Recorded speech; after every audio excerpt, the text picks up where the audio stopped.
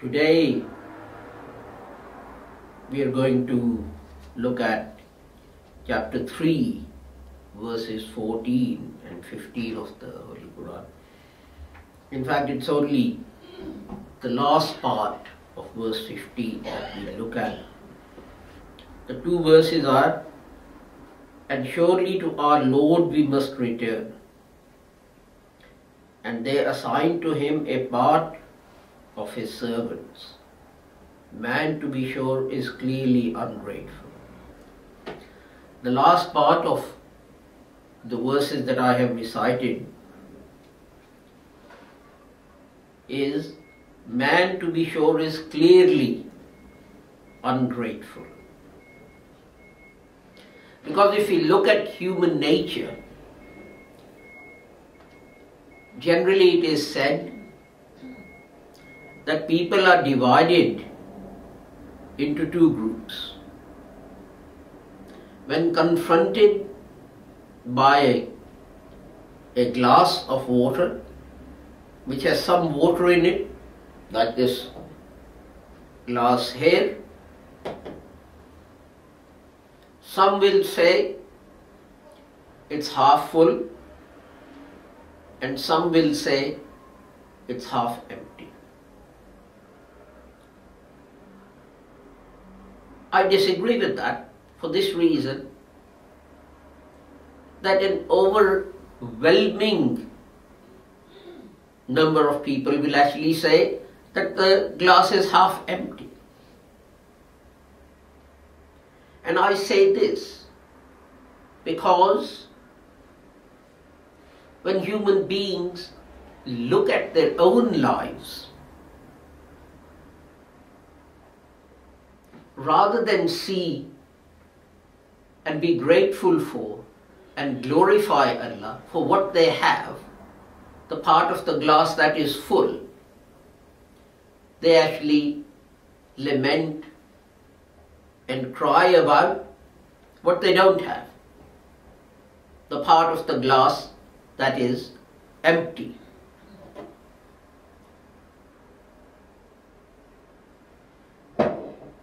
And rather than look at those people who have even less resources, facilities, amenities available to them, and how they live and how they struggle and how they survive, we look at those who have more than us. And there are thousands of examples of this. One example is, if you look at magazines, girls look at magazines and they say, "Oh, look at this actress, look at this model. She has beautiful eyes, she has beautiful eyebrows, she has beautiful eyelashes, she has this, she has that." And rather than be grateful for what they have and have confidence in what they have, and rather than use what they have to the best of their ability for benefit of humanity, they go round and they do many things, even going to the extremes of getting plastic surgery to change their faces, to change their looks, and so on and so forth, because they want to conform to this image that the society has created of what someone beautiful should look like. This is just one example. There are in our lives hundreds of examples. Those people who have one car, they don't consider how those people who don't have any car, those people who don't have anything, how they travel. They lament the fact that they only have one car which they have to share with others. And it is this human selfishness and this human greed that leads to many of the ills and many of the problems of the world today. Because in trying to attain what others have, rather than be grateful for what we have, many times we start indulging in things which are immoral, which are unlawful, and we try and justify them. Oh, everyone does that. Claiming benefits falsely, well, everyone does that. Who does it harm? But when one person does something wrong, it harms everyone. It harms the whole of society. Why? Because it sets up a bad example for others to follow. There is a great saying of the Holy Prophet Muhammad, which says, if you see something wrong, resist it with your hand. Or if you are not able to resist it with your hand, resist it with your tongue. And if you can't resist it with your tongue, then at least in your heart, don't reconcile yourself to that evil. Because what happens is this, that things which one day are regarded as wrong, shameful, sinful, suddenly stop being regarded as such. And then they become an acceptable mode of behavior. So wrong becomes acceptable to society as something that is norm and that something that is perfectly okay to do. There was a time when in this country, claiming benefits falsely or not paying the correct amount of income tax was regarded as something that was shameful. And if people did it, they would hide it. Then it stopped becoming shameful and became acceptable. And now it's got to a point where people actually boast about it to their relatives and to their friends and so on and so forth. Oh, you should try this, I tried this, and look, whatever extra benefits I got. And all of it arises from the fact that we are actually greedy people. We are ungrateful people. We don't want to thank God for what we have. And in the West, the younger generation is particularly guilty of this. They're not grateful for the fact that they get free education. They're not grateful for the fact that they get free medical treatment. They're not grateful for the fact that no one in this country should be going hungry according to the law. Department of Works or Pensions or your local council or someone should be looking after you or looking out for the fact that you shouldn't go hungry and so on. They're more about the fact that they can't afford the latest iPad or iPhone. They lament about the fact that they can't take their kids and they can't go on holiday to Florida or Disneyland or wherever that is. And of course, in extreme cases, we see the kind of things that we saw on the news yesterday, where a man simply to get more money, more fame, more notoriety, to be able to claim more benefits, he set this house on fire because he was going to lose his 6 children, and he would have lost the child benefit for 6 children, and he would have lost other benefits that he was getting because he was looking after 6 children. And he did that, and he was going to try and rescue the children from the fire and so on and so forth, but things got out of hand and the 6 children died. This is an extreme manifestation of the malaise and an ill that eats away at societies which are well off.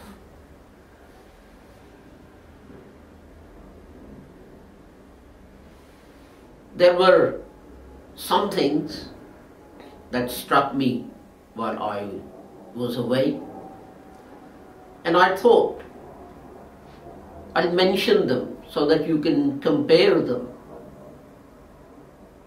when you moan about the emptiness of your glass. We saw a girl. She is from Malaysia. She has a mother, she has a child, and her husband died. And they were left with nothing. We complain about not being able to afford a holiday. She couldn't even afford 2 square meals or even 1 square meal a day. And her baby and her mother and herself, they were on point of starvation. And then someone helped them get out of Malaysia, go into another country and get a job. Now this young girl, is living there on her own. She arrived without any friends, without any relatives, without any community. Why has she traveled thousands of miles? Simply so that she can earn enough to be able to send some money back so that her child and her mother don't starve. Now compare that situation with the situation of some person in the UK. She's not an old woman. She would be, 20 years old and so on. And look at the burden of responsibility that she is carrying. All that the teenagers in this country, those who are 18, 20, whatever, all they can think about, and I'm talking about those who are not Muslims, is going out on a Friday and Saturday night, going to a disco, getting drunk and being sick in the streets. How ungrateful can people be? There was another one that we saw, a Hindu girl from just outside Mumbai. She had a similar story. She has a husband and 2 children. They don't have any land. He can't work. So she has traveled thousands of miles and gone to another country where she is alone. Why? Simply to be able to earn enough to be able to feed their family. And when we are talking about working, these people work 12 hours a day, 7 days a week. Compare their difficulties and their lives which are just about survival, bare survival, just having enough to be able to make it to the next day. You're not talking about fancy food, we're not talking about fancy holidays, we're not talking about fancy things. We saw a boy, about 18, 19, 20, from Bangladesh. They're two brothers and a mother. They have no other family. And they had, in their own country, no means of support. So this boy somehow managed to get out of Bangladesh. And he cleans buildings 12 hours a day. His shift starts at 9 in the morning and doesn't finish until 9 at night. He lives far away from that building. And I think he probably walks to work to be able to save what would be, I suppose, 1 or 2 pounds a day, so that he has extra money to send back to Bangladesh. On top of that, he goes round the building knocking on people's doors, asking them if they need to have their apartment cleaned. And if they do, then either he turns up early to clean the apartment or stays late after his work is finished, and he cleans their apartment for a few more pounds. And I was talking to him and I asked him who was looking after his mother, and he said, there's no one to look after my mother, because I am here, because I have to earn to send money back. My brother, he is also gone somewhere to try and get a job to earn money so that our family can survive. And I casually said, well, it must be very difficult for your mother to be on her own. And tears came into his eyes and he said, yes sir, life is very hard. It is very hard to cope and very hard to survive. And I thought of 18 years olds and 20 years olds in this country, and in Western Europe, and in America and Canada and Australia and New Zealand, and what their lives and what their complaints are about. And I was astounded at how shallow human beings are. And I was astounded at how ungrateful human beings are.